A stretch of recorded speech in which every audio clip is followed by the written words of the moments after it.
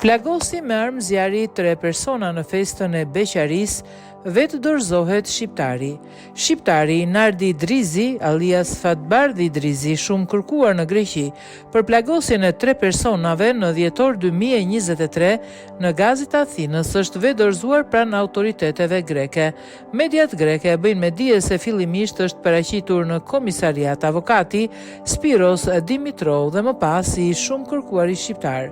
Ai është shprehur se pas ngjarjes ishte aratisur në Shqipëri dhe tashmë kishte vendosur të vedorëzohej. 2 vëllezër nga Kreta së bashku me shokun e tyre kishin ardhur për disa orë në Athinë për të festuar festën e beqarisë së njërit prej tyre. Teksa po ecnin në rrugë ata debatuan me pasagerët e një foristrade.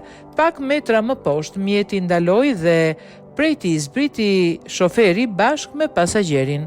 Pësoi një përleshje dhe një nga personat që ndodheshin në foristrad hapi zjarr duke plagosur në kokë 3 të rinjt. Pas ngjarjes, policia shpalli në kërkim autorin kryesor, Nardi Drizi, ndërsa arrestoi shokun e tij Emiliano Jakupi, 35 vjeç.